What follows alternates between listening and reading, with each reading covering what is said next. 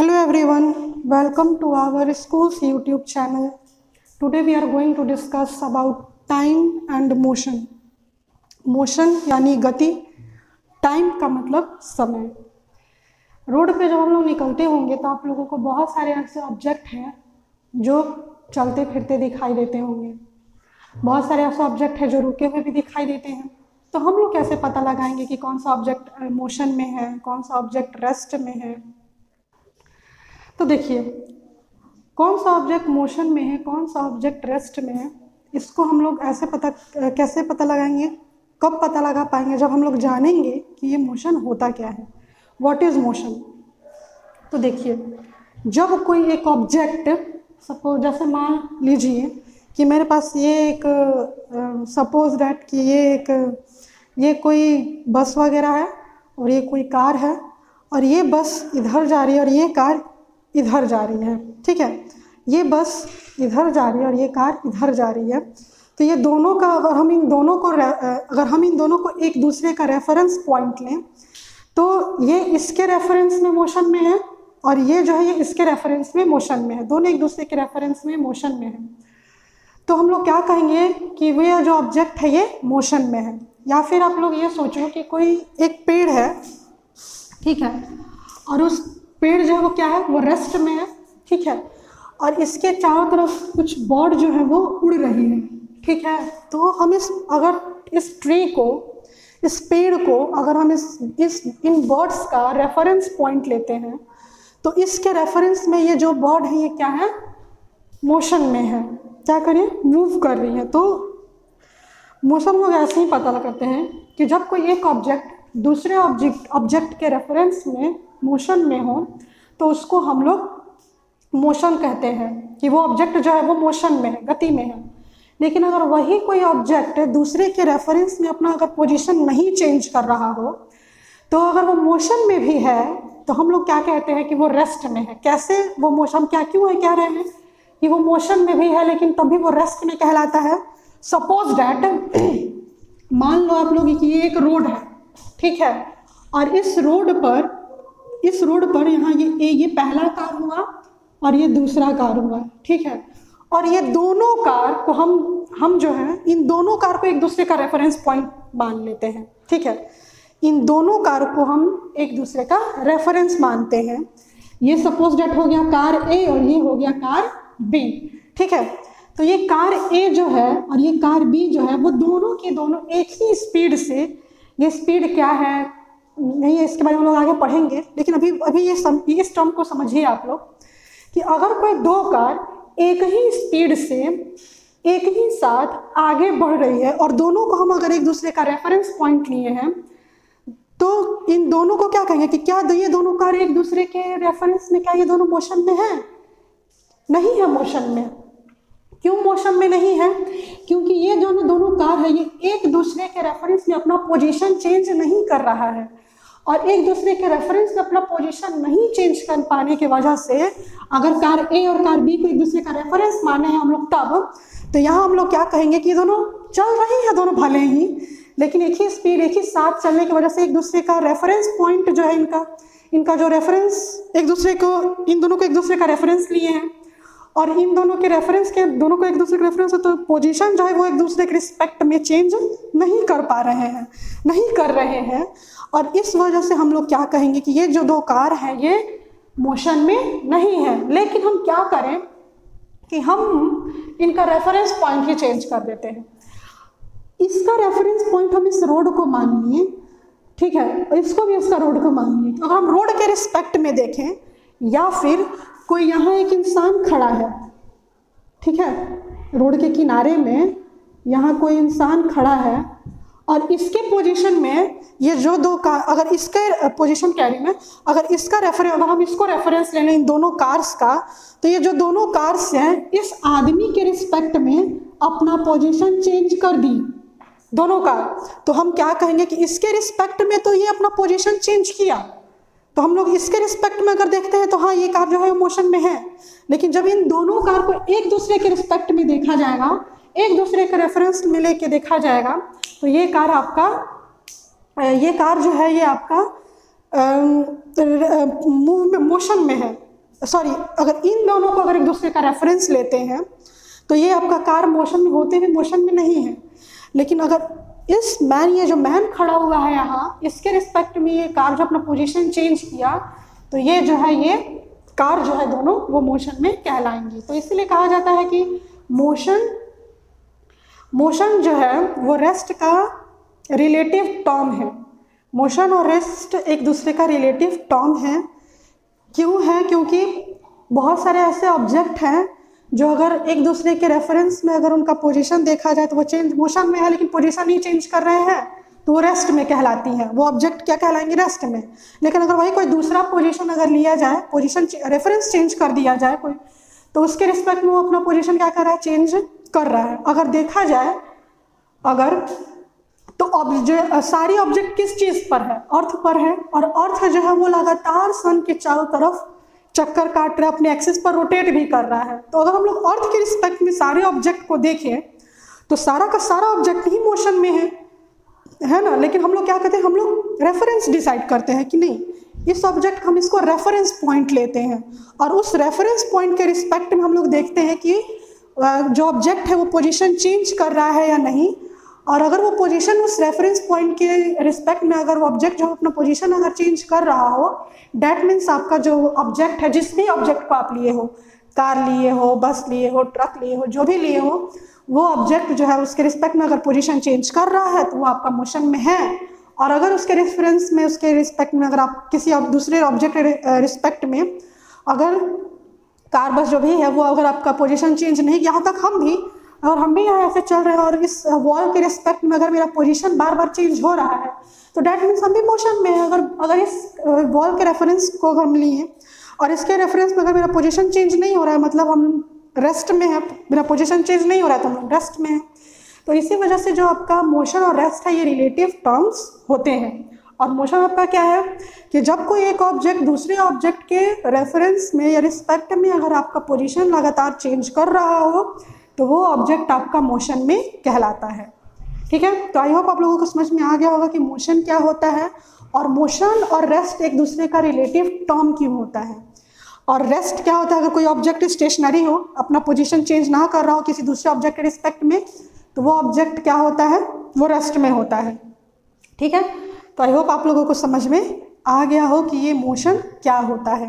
अब हम लोग देखेंगे मोशन का दो फॉर्म। एक होता है आपका कोई ऑब्जेक्ट कितना स्लो है या कोई ऑब्जेक्ट आपका कितना फास्ट है।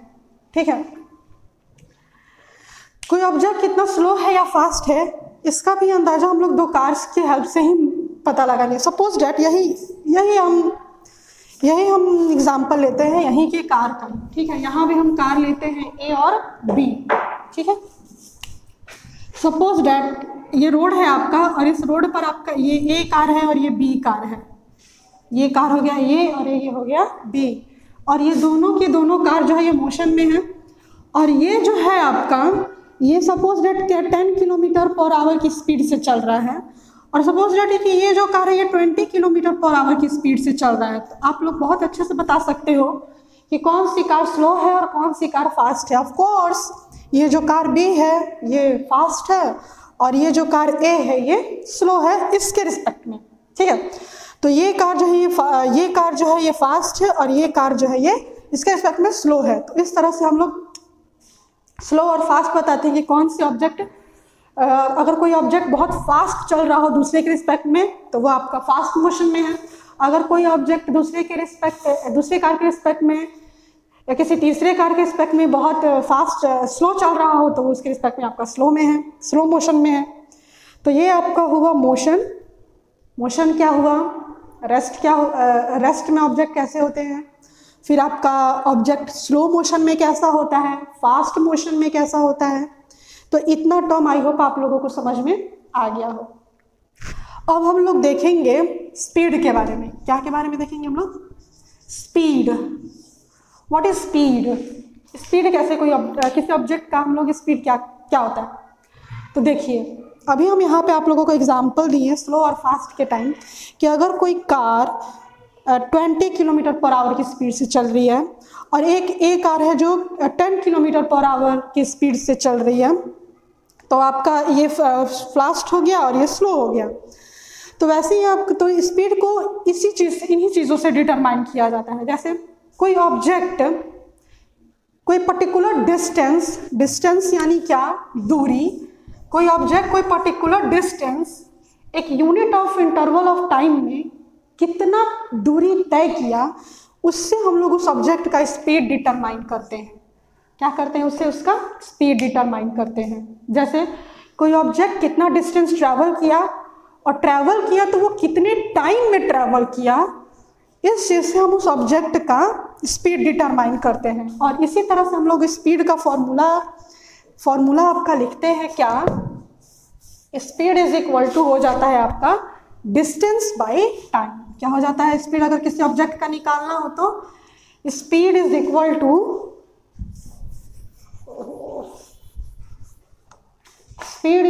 To distance by time.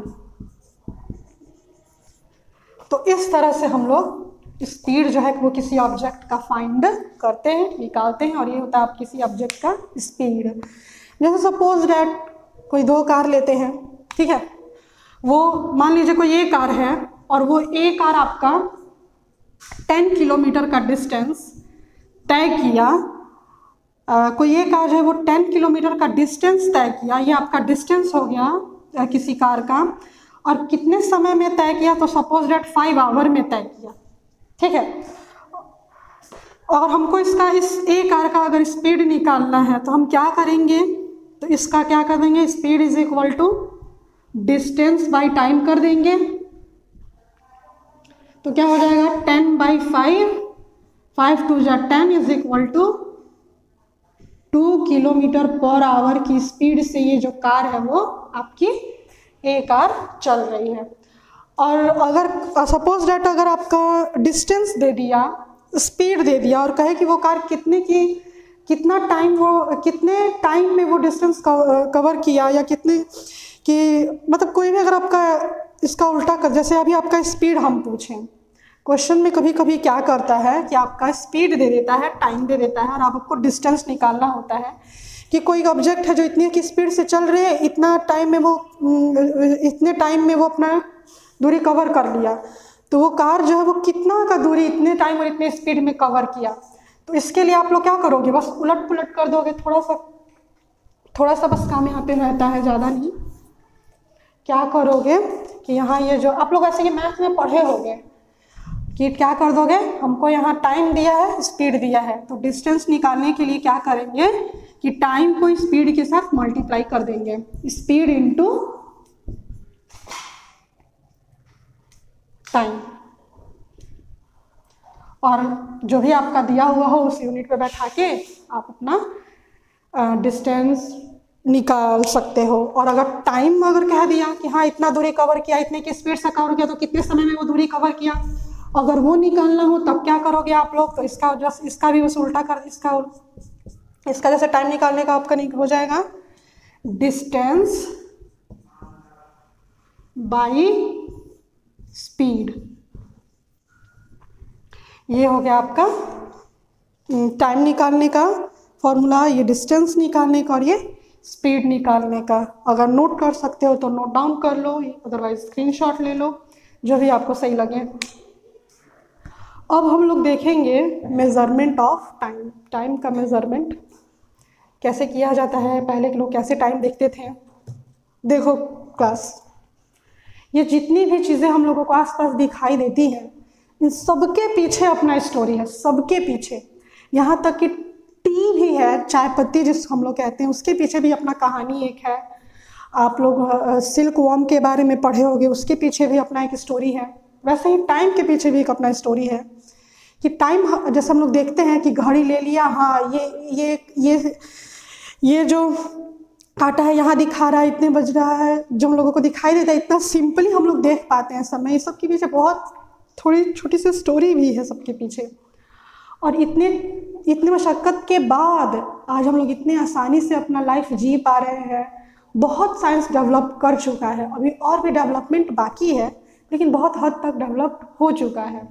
और उससे अब तो हम लोग माइक्रो सेकेंड तक बता सकते हैं कि कोई ऑब्जेक्ट कितने माइक्रो सेकेंड में क्या कितना दूरी कवर किया या जो भी है। स्पेस वगैरह एजेंसीज में इसका माइक्रो सेकेंड का भी टाइम का मेजरमेंट किया जाता है। तो देखो मेजरमेंट ऑफ टाइम पहले हम लोग देखेंगे कि ये टाइम होता क्या है। तो देखो आप लोग ये साफ कर देती हूँ, आई होप कि आप लोग नोट कर लिए होंगे या स्क्रीनशॉट ले लिए होंगे। देखो कि होता क्या है टाइम।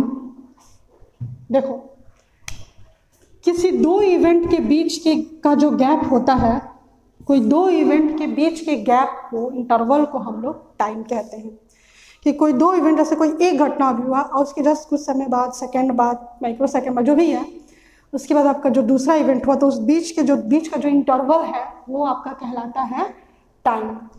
तो the interval between two events is called time. क्या होता है time? The interval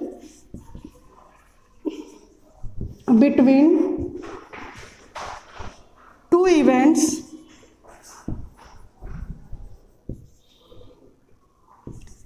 is called time. तो ये आपका होता है टाइम, ठीक है। तो ये तो खैर टाइम का हम अभी डेफिनेशन आप लोगों को बता दिया, लेकिन इस टाइम के पीछे का स्टोरी क्या है? क्या पहले के लोग भी ऐसे ही टाइम देखते थे? बिल्कुल भी नहीं। पहले के लोग सन से टाइम को डिटरमाइन करते थे। पहले दिन का समय देखा जाता था कि हाँ सन अभी निकला, एक सनसेट जैसे एक सनराइज से सनसेट तक आपका एक दिन हो गया उनके हिसाब से, या एक सनराइज से दूसरे सनराइज तक के आने का टाइम का एक दिन हो गया। रात में कैसे आपका समय देखते थे?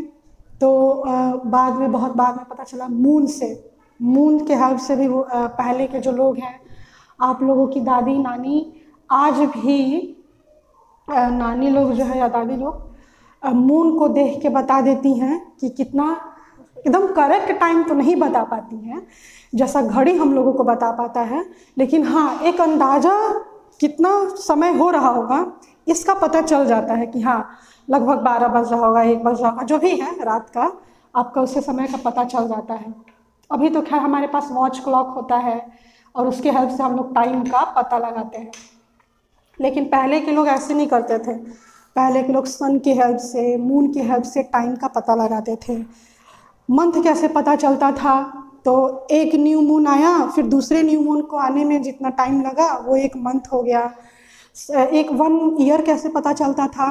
तो सन का एक रिवॉल्यूशन कंप्लीट करने में हम लोगों को पता ही है कि 1 रिवॉल्यूशन कंप्लीट होता है सन का, तो वहाँ आपका टाइम 1 साल कहा जाता है कि हाँ 1 साल कंप्लीट हो गया। अब हम लोग देखें, ये तो खैर क्लास पीछे का स्टोरी हो गया कि टाइम कैसे कैसे लोग देखना शुरू किए।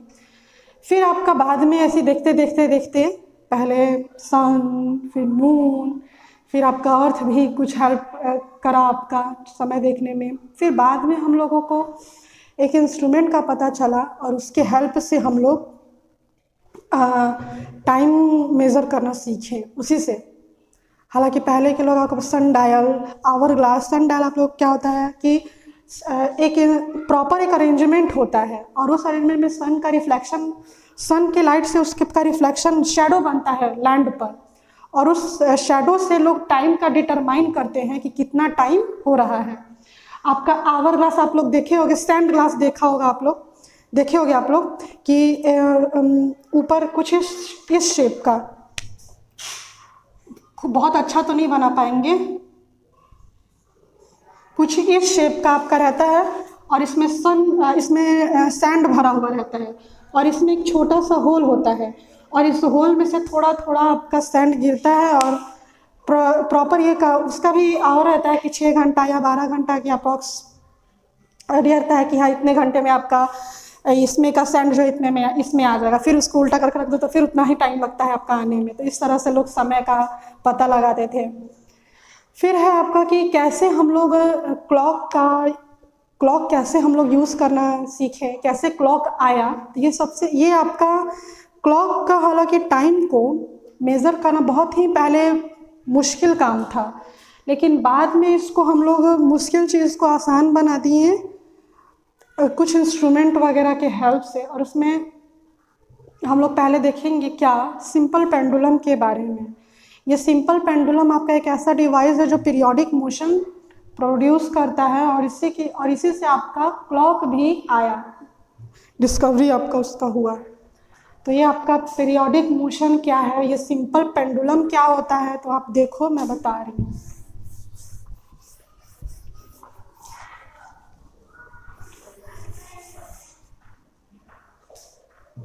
देखो आप लोग, सिंपल पेंडुलम होता क्या है।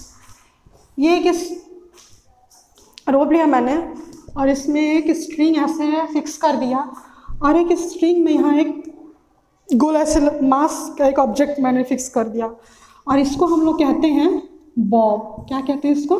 बॉब। और इसको यहाँ ऐसे फिक्स कर दिए। फिक्स करने के बाद ये आपका क्या, ये स्ट्रिंग है, रस्सी, और इसी से आपका ये बॉब जो है ये फिक्स है। ये एक पर्टिकुलर मास का होता है, ठीक है। और यही जो है आपका पीरियोडिक मोशन प्रोड्यूस करता है, और इसी के हेल्प से हम लोग क्लॉक बनाते हैं। इसके आगे का क्लास हम लोग नेक्स्ट वीडियो में देखेंगे।